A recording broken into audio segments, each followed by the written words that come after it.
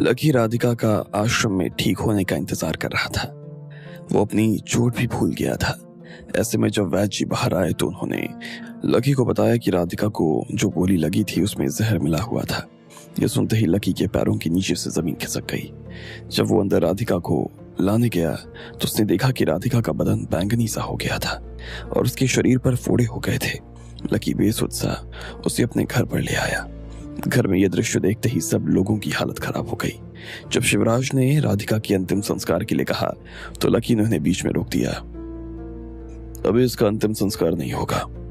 ये सुनते ही शिवराज और बाकी लोगों को झटका लगा। शिवराज सवालिया नजरों से लकी की तरफ देख रहे थे।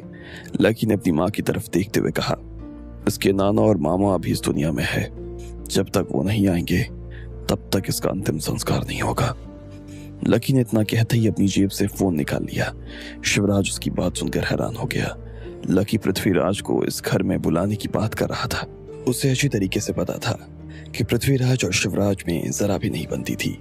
दोनों के बीच में एक लंबी दुश्मनी थी, कहीं ना कहीं, जिसकी वजह से शिवराज पृथ्वीराज को पसंद नहीं करता था। ऐसे में अगर पृथ्वीराज को पता चलता कि राधिका की मौत हो गई और वो भी शिवराज के घर में, तो वो सारे जहान को अपने सिर पर उठा सकता था। लकी रुको, उन्हें एक खबर करना चाहो तो बाद में कह देना। पहले हमें जो रस्म है उसे पूरा कर लेना चाहिए। वैसे भी उन्हें यहाँ आने में बहुत देर लग जाएगी, शिवराज ने कहा। इस बात पर लकी ने उन्हें 1 सेकंड के लिए घूरते हुए देखा और फिर अपने फोन में नंबर लगाने लगा।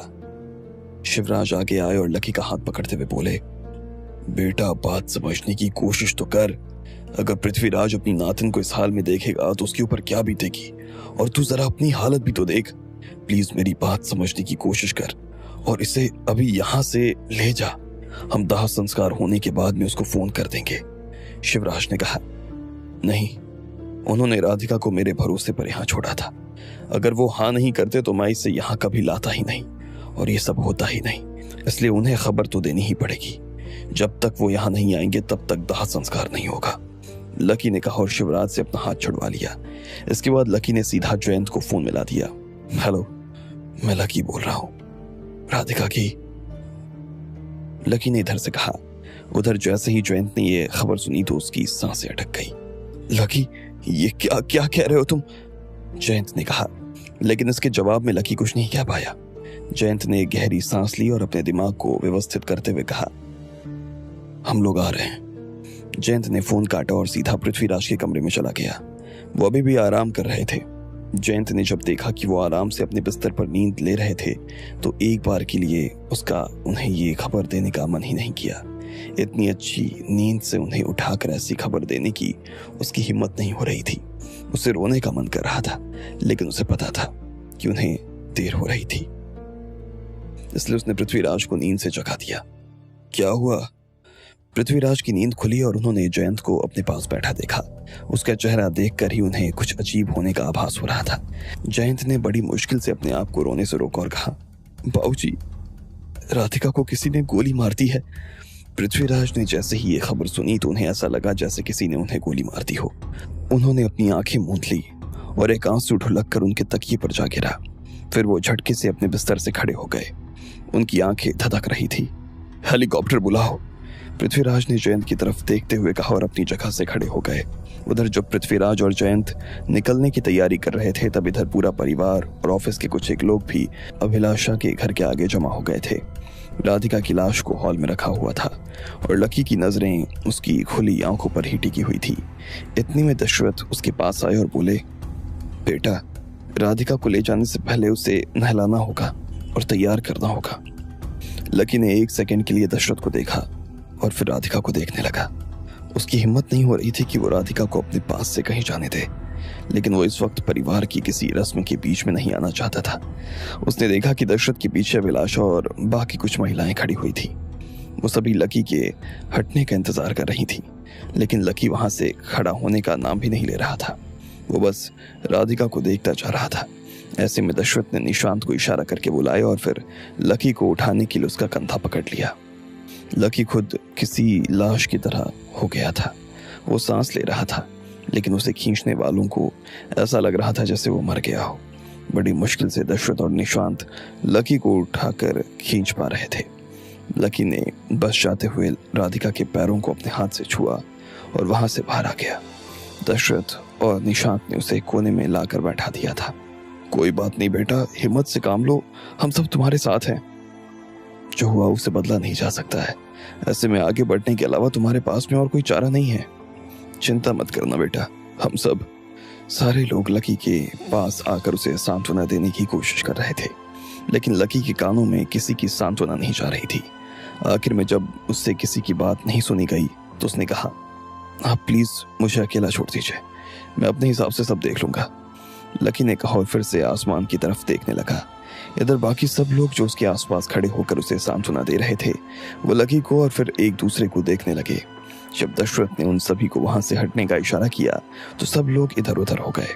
लकी के पास सिर्फ निशांत और दशरथ बाकी रह गए थे। और कितनी देर लगेगी?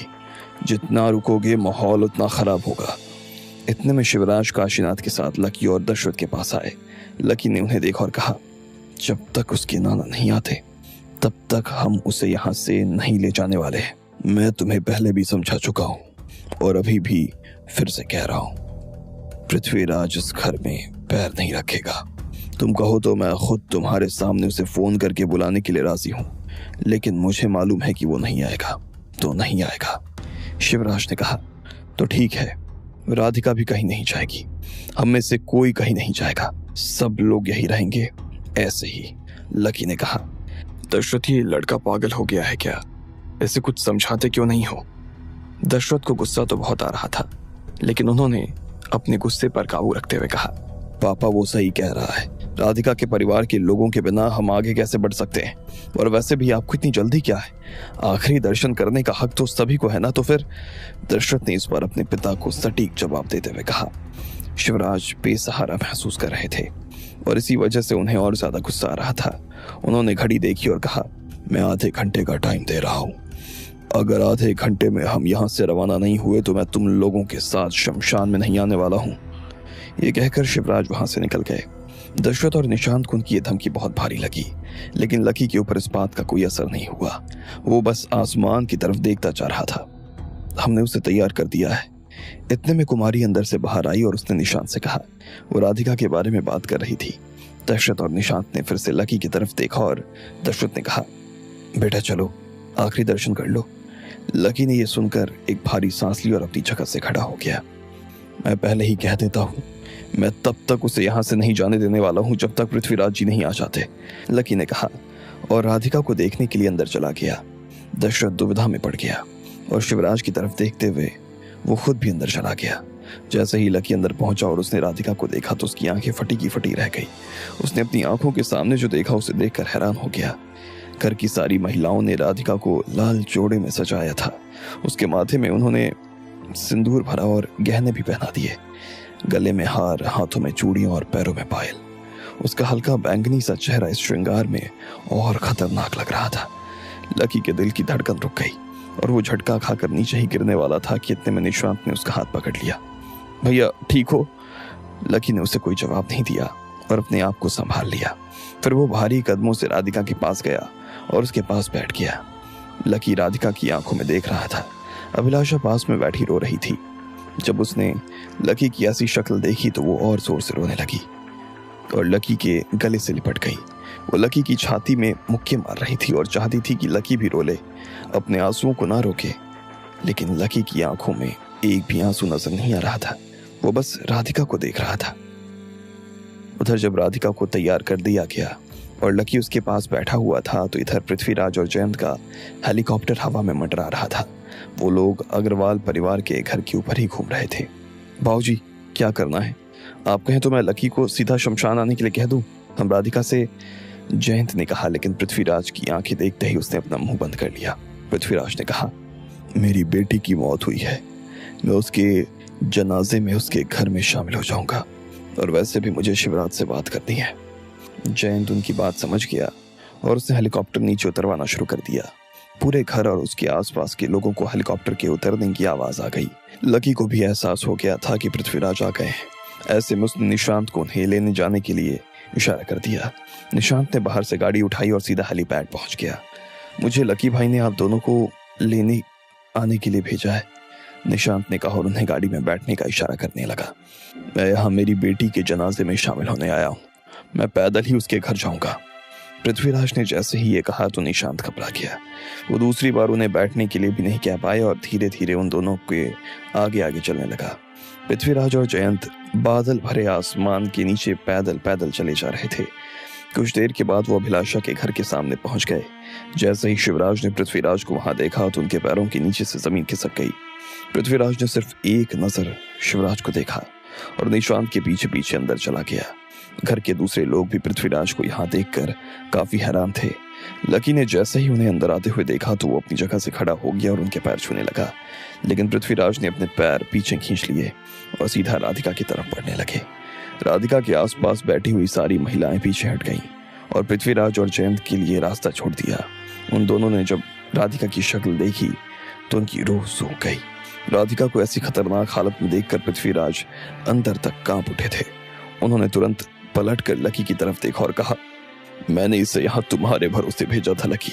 लकी ने उनकी बात तो सुनी, लेकिन उसकी पृथ्वीराज से नजर मिलाने की हिम्मत नहीं हो रही थी। मैं तुमसे बात कर रहा हूँ, पृथ्वीराज ने थोड़ी ऊंची आवाज में कहा तो लकी फिर से सक पका गया, लेकिन उसकी नजर ऊंची करने की हिम्मत नहीं हुई। आखिर में पृथ्वीराज लकी के पास आए, उसके गालों को अपने हाथ से दबोचकर उसकी गर्दन को ऊपर उठा दिया और उसकी आंखों में आंखें डालकर बोले, अपने घर आते ही जुबान पेट में गिर गई क्या? सुनाई नहीं दे रहा? मैं तुमसे पूछ रहा हूं। निशांत, दशरथ और घर के बाकी मर्द लकी को छुड़वाने के लिए उसके पास आकर खड़े हो गए। शिवराज और काशीनाथ भी एक कोने में खड़े हुए थे, लेकिन लकी ने किसी को भी आगे आने से मना कर दिया। मुझसे गलती हो गई। लकी ने अपनी रुआसी सी आंखों से उन्हें देखा और हाथ जोड़ लिए, लेकिन पृथ्वीराज को उसका यह जवाब गले नहीं उतर रहा था। गलती नहीं, ये महापाप है, षड्यंत्र हुआ है मेरी बेटी के खिलाफ। ये तुमको भारी पड़ेगा लकी, ये तुम सभी को भारी पड़ेगा, पृथ्वीराज ने कहा और शिवराज की तरफ देखने लगे। अब आगे क्या होने वाला था? आखिर क्या करने वाला था पृथ्वीराज लकी और उसके परिवार के साथ? आपको क्या लगता है, क्या होंगे इन सभी सवालों के जवाब? कमेंट बॉक्स में कमेंट करके हमें जरूर बताएं और सभी सवालों के जवाब को जानने के लिए सुनते रहिए इंस्टा मिलियनेयर सिर्फ पॉकेट एफएम पर।